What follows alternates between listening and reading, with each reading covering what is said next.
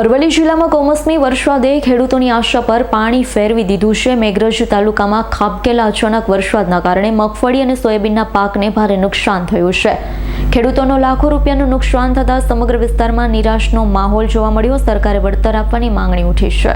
હવામાન વિભાગની આગાહી બાદ અરવલ્લી જિલ્લામાં અચાનક કમોસમી વરસાદ ખાબક્યો। ખાસ કરી મેઘરજ તાલુકાના ગ્રામ્ય વિસ્તારોમાં ભારે વરસાદ પડતા અંતરિયાળ ગામડાઓના ખેતરોમાં પાણી ભરાયા। ખેતરોમાં પાક સંપૂર્ણ પલળી ગયો। મગફળી, સોયાબીન અને કપાસના પાકમાં સડાનની સ્થિતિ સર્જાઈ। ખેડૂતોએ આખું સિઝન મહેનત કરી પાક તૈયાર કર્યો, પરંતુ અચાનક પડેલા વરસાદ આખી મહેનત પાણીમાં વહાવી દીધી। ખેડૂતો જણાવે છે કે આ વર્ષે સારું ઉત્પાદન મળવાની આશા હતી, પરંતુ કુદરતના ખેલથી હવે તેઓ ભારે મુશ્કેલીમાં મુકાયા છે। ખેડૂતોએ પાક માટે લોન લીધી હતી, હવે પાક બગડતા કરજના બોર્ડ તળે વલખા મારી રહ્યા છે। મેઘરજ તાલુકાના ઘણા વિસ્તારોમાં હજારો એકર જમીન પરનો પાક બરબાદ થયો છે। ખેડૂતો સરકારે તાત્કાલિક વળતર જાહેર કરી રાહત આપે તેવી માંગણી કરી રહ્યા। આવનારી રવિ સિઝન માટે તૈયારી કરી શકે।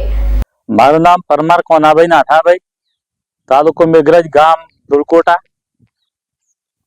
હવે ચોમાસાનું મોઘા પાવનું અમે સોયાબીનની વાવણી કરી હતી।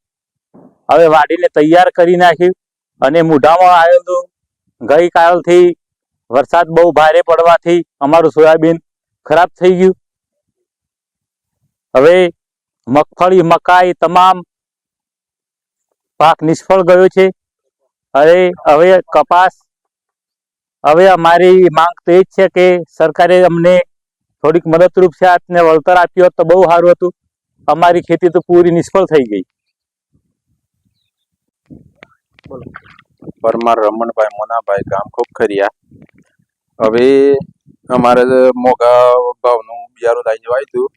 હવે 1700-1800, હવે મગફળી હતી 3000ની, મકાઈ હતી 1700-1800ની, બધું નિષ્ફળ ગયું છે। હવે બધું કાલથી વરસાદ ચાલુ થઈ ગયો એટલે બધું બીજું ઉગી ગયું ને બીજું તરી ગયું ને બીજું બગડવા માંડ્યું ને એવું થયું છે। એટલે અમારે સરકારની નિયમથી એક જ છે કે અમને કોઈ પણ રીતે સર્વે કરી અને થોડી ઘણી સહાય રૂપ થઈ તો એના માટે સારું છે। હવે માર્કેટ ભાવ પણ અમને કશું મળે એવું નથી। બીજું ત્રીજું કશું સારેલું પણ બગડી ગયું, ઢોરોને પણ શું ખવાડવું, એ બધી રીતે મુસીબતી પૂરી કુદરતી થઈ એટલે થોડી સહાય આવે તો સારું સરકાર। બોલો। मेरा नाम मीनाबेन कालूभाई है, गांव दुलकटा। मेरे खेत में सोयाबीन और मफली और कपास बहुत नुकसान हुआ है।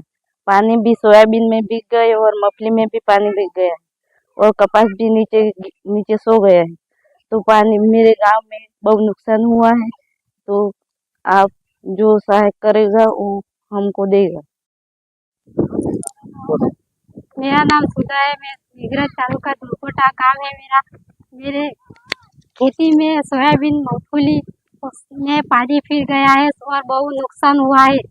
कपास वगैरह में बहुत नुकसान हुआ है और खेती में भी पानी भर गया है। मूंगफली में और सोयाबीन में और कपास में भी पूरी भरपाई से पानी भर गया है। क्या